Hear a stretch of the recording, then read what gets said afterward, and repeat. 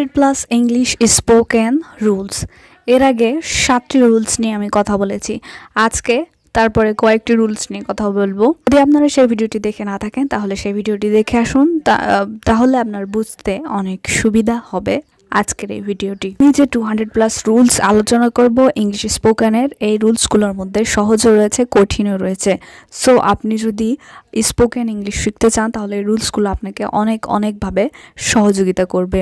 আর এখন থেকে আমরা প্রায় এই ইংলিশ স্পোকেন রুলস, এই 200+ ইংলিশ স্পোকেন রুলসগুলো নিয়ে কথা বলার চেষ্টা করব। প্রায় এই বিষয় নিয়ে ভিডিও দেব।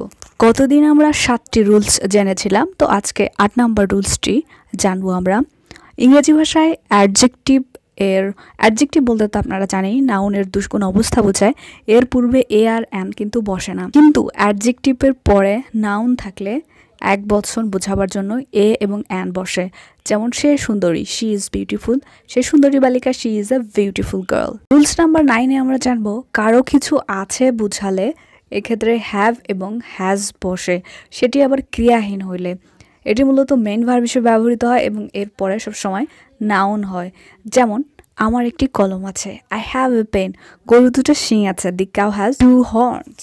কারো কিছু আছে কি, এরকম কথার ইংরেজি দুইভাবে করা সম্ভব। দুইটা আপনাদের দেখা দিচ্ছি। তার ছাতা আছে কি, হ্যাজ হি অ্যান আমব্রেলা। আর আরেকভাবে আমরা করতে পারি, does he have an umbrella. আরেকটা উদাহরণ আপনারা দেখুন, তোমার কি একটি বই আছে, হ্যাভ ইউ এ বুক।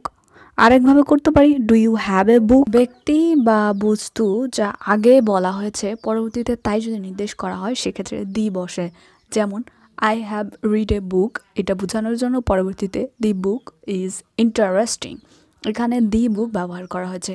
এখানেই আমি রুলসটাতে এই কথাটাই আপনাদের বোঝাতে চেয়েছি। আই হোপ আপনারা বুঝতে পেরেছেন। শ্রেণী বা সম্প্রদায় বোঝাতে দি বসে। যেমন the rich are not always happy. কারো কিছু নাই এর ইংরেজি আমরা দুইভাবে করতে পারি। তো আমি এখানে দুইটা রুলসে আমি দেখানোর চেষ্টা করব। যেমন আমার বই নাই, আই হ্যাভ নো বুক। আরেকটিভাবে করতে পারি, সেটা হচ্ছে আই ডোন্ট হ্যাভ এনি বুক, তার কোনো অহংকার নেই, শি হ্যাজ নো প্রাইড।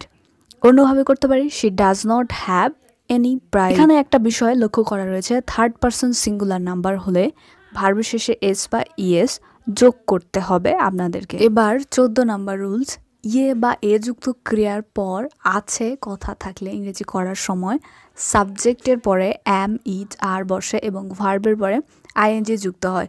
যেমন গাছের ডালে পাখি বসে আছে, a bird is sitting on the branch of the tree. রাস্তায় বালকটি দাঁড়িয়ে আছে, the boy is standing on the road. প্রশ্নবোধক বাক্যে ইয়ে, ইয়া বা এ যুক্ত ক্রিয়ার পর আছে কথা থাকলে ইংরেজি করার সময় বাক্যের মধ্যে অ্যাম, ইজ, আর আগে বসে এবং বাক্যের শেষে প্রশ্নবোধক চিহ্ন বসে। যেমন সে কি ঘরে লুকিয়ে আছে, is he hiding in the room. তারা কি চেয়ারে বসে আছে, আর দে সিটিং অন দ্য চেয়ার। আজকে আমরা 15 পর্যন্ত রুলস জানলাম। পরবর্তীতে আবার পরবর্তী রুলসগুলো জানবো, যেহেতু আমাদের এখানে 200+ রুলস নিয়ে আমরা কথা বলবো। আগের ভিডিওটা যদি দেখে না থাকেন তাহলে সেই ভিডিওটা দেখে নিন। এক্ষেত্রে আপনার স্পোকেন ইংলিশের জার্নিটা অনেক ইজি হবে এই রুলসগুলো জানার কারণে। শুধু যে আপনার ইংলিশ স্পোকেনের হবে সেটা না, আপনি যদি ট্রান্সলেশন করে থাকেন সেক্ষেত্রেও এই রুলসগুলো আপনাকে অনেক হেল্প করবে। সো মিস করবেন না দেখতে, পুরোটা ভিডিও একদম না কেটে ননস্টপভাবে দেখতে থাকুন, আপনি শিখতে পারবেন 100%। ভিডিওটি ভালো লাগলে লাইক করো, তোমার বন্ধুদের সাথে শেয়ার করো এবং ভিডিও সম্পর্কে তোমার কোনো মন্তব্য থাকলে সেটা কমেন্ট বক্সে আমাদের জানিয়ে দাও।